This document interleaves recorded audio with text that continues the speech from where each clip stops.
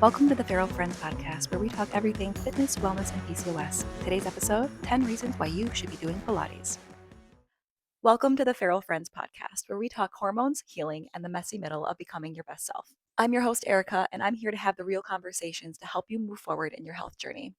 And in today's episode, I'm talking about Pilates, and I'm going to be giving you 10 reasons why you should be thinking about adding Pilates to your routine, whether you do strength training or running or whatever it is that you do.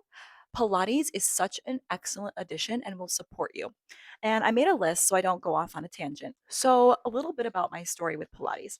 I discovered Pilates back in community college over a decade ago, which it makes me feel a little old. And it was my last semester of community college, just trying to fill in some credits, getting full time. And the instructor was extremely knowledgeable, gave all of the background of every single move and of the philosophy of Pilates itself, taught us about Joseph Pilates, um, worked us through the movements, the breathing techniques, which is surprisingly important in Pilates. There's certain ways you're supposed to breathe. And I just fell in love with it. And during that time in my life, I was in excellent shape. I was incredibly toned and I was running at the same time. I was strength training at the same time. And I was in such excellent shape. And I attribute at least 50% of that to the fact that I was incorporating Pilates. So I got back into Pilates recently doing ClassPass, which I highly suggest. I have a referral link in the show notes below. And ClassPass is amazing because it lets you try out different studios nearby and see what you like. There's really no commitment to it, and you can hop around. I just fell in love with it all over again. And here's exactly why. So, reason number one, Pilates builds deep stabilizer strength. This could actually be the most important benefit to Pilates. Strength training makes you strong, right? But Pilates gives you that controlled strength. And especially in the smaller stabilizers, that keeps the joints stable and it helps prevent injury, which is another point I have later on. When you are under a lot of load and when you're strength training, doing really heavy weight, the Pilates comes in and strengthens all those little stabilizers that support those heavy weights and supports those larger movements. Reason number two, it improves joint stability. And this is especially important for people who are hypermobile. I myself am hypermobile. I have HEDS. And with hypermobility, our issue is not flexibility, it's stability. So Pilates helps train that stability and that controlled movement through all of those small stabilizing muscles. And in as a result, it will help prevent injury down the line. So it's all going back to injury prevention. And we may blow it off, especially if you're young listening to this. You're like, oh, I'll never get injured. I'm invincible. Trust me, you are not. And that will become more evident as you progress through your fitness journey. It's a very real possibility for every single one of you listening. I have been there, I have gotten injured, and I wished that I had done like stabilizer moves and things like Pilates to prevent that injury, because once you are injured, it sets you back so far and it sucks. It just sucks. When you're talking about hypermobility, Pilates trains that end range control so that your joints don't just kind of hang out where they shouldn't. Because if you are hypermobile listening to this, you know that your joints can go really far. Like my fingers can go back really, really far. Should they? No.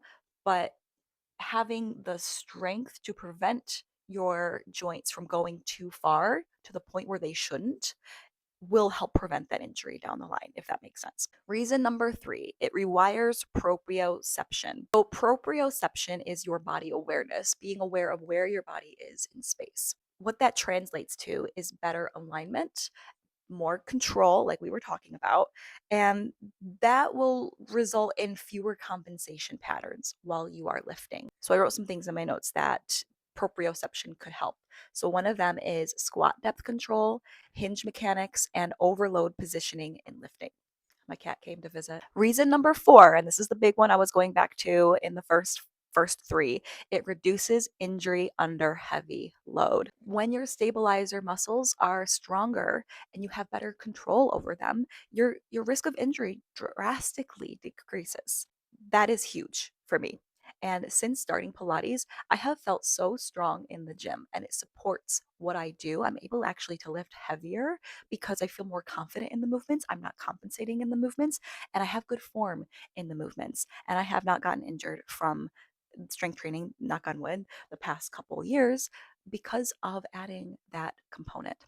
Reason number five, it strengthens your core. Now, we're not just talking aesthetics, we're talking deep core muscles. And when your transverse abdominis, that's your deep core muscle behind the six pack that we always see, when that is strong, that carries on to everyday life functioning. That carries on to your bracing when you're doing exercises in the gym, like squats and deadlifts and RDLs. If you have a strong core, you're able to lift more without getting injured. So your core, they call it in Pilates, they call it your powerhouse. And when your core is strong, that translates to everything else. But true core integration involves breathing, bracing, and pelvic control. Reason number five, it enhances your breathing mechanics under heavy stress. So in my notes, I wrote that Pilates teaches diaphragmatic breathing. So it's like, think of like a disc. That's what your diaphragm is. And your pelvic floor is underneath. Okay. So if your pelvic floor is strong and your diaphragm is strong, it's going to allow your lungs to expand more. So Pilates heavily emphasizes diaphragmatic breathing. And why that's important is it improves your bracing, like we talked about, recovery between sets, since you're getting more oxygen to your muscles, and your nervous system regulation. So nervous system regulation is all in your breath. And when you breathe in, your heart rate goes up. When you breathe out, your heart rate goes down. The longer you exhale, the more you're going to have a slower heart rate because that's when your heart beats slower. So that's why a lot of breathing exercises emphasize a longer exhale and a shorter inhale. That's just a little tidbit for you. If you're doing true Pilates, the instructor will emphasize breathing on certain movements. It's like the opposite of what you think you would do, but it's training that diaphragm. Reason number six, Pilates balances muscle imbalances from lifting. So this again kind of goes back to those supporting muscles, those stabilizing muscles. Strength training is very sagittal plane dominant. Sagittal plane means front and back, not really side to side. And while that's great, you're neglecting different muscle groups. You're neglecting the lateral and the rotational planes. And Pilates does it all. You're doing side to side, you're doing rotation, and it's going to counterbalance what you're doing in the gym strength training. So you get a well-rounded physique. Reason number seven, and this one's specific to me, maybe it's specific to you, it helps regulate ADHD nervous system activation. When I do Pilates, that very structured, rhythmic movements helps to calm my brain and regulate everything in there. It helps to calm the internal noise. Everything kind of goes quiet because I'm so focused on getting the moves right and doing the moves correctly and surviving sometimes when they get really difficult, that my mind chatter, it's non-existent. I'm not thinking about my to-do list, my grocery shopping, and other things like that. I'm focused on, okay, I want to be controlled through this movement. I got to be breathing correctly. And it really puts you in a grounded headspace and pulls you to the present moment. And to me, that is incredibly powerful because I have a hard time doing that in daily life, admittedly, with ADHD. Reason number seven, and this is also specific to me, perhaps it's specific to you, it supports PCOS. And how does it support PCOS? Through the stress and insulin sensitivity pathways. Let's get into that a little bit more. So, Pilates is technically a low impact exercise. You're not jumping up and down. You're not landing on your knees. You're not doing plyo. You're not running. It's slow, controlled, tough isometric movements. And while it's still a really great workout, you're not stressing your joints like you would with other exercises, with the load and the speed and the heart rate increasing, like you would with heavy cardio. Why that's so good for PCOS is we are very, very sensitive to this lovely hormone called cortisol, which I'm sure, oh, another cat, which I'm sure you've heard of in the health space if you've been in here for any length of time. It's a big buzzword right now, and with good reason. So, with PCOS, we are very sensitive to cortisol, and any spike in cortisol sets our hormones on a frenzy. And it's a roller coaster ride. And it makes it harder for us to respond to diet and exercise. Pilates helps build that strength, build all of those stabilizers, give you a good workout, increase your heart rate just enough where it's not pumping out that cortisol. So you're getting an excellent workout while also being kind to your body. Reason number 9, it improves your recovery capacity. That translates to being able to train harder overall. I always think of Pilates kind of like an active recovery exercise, depending on how difficult the workout is. If you do Pilates by Izzy on YouTube, it is not a recovery exercise. If you're doing an easier Pilates class, it it is more of like an active recovery, especially if you're coming from very heavy strength training in the gym. I do it even sometimes on days where I've already hit the gym, but I've been doing it long enough where I can. If you're starting out, maybe that might not be the best, but it's a good way to keep blood flow to the muscles and to keep and to support the strength that you're building in the gym without overexerting yourself. And reason number 10, it also acts as a great stretch. So a lot of the movements you are already warmed up and you're stretching yourself, you're stretching your muscles in a dynamic way, pushing the muscles beyond their comfort zone in a way that also exercises them.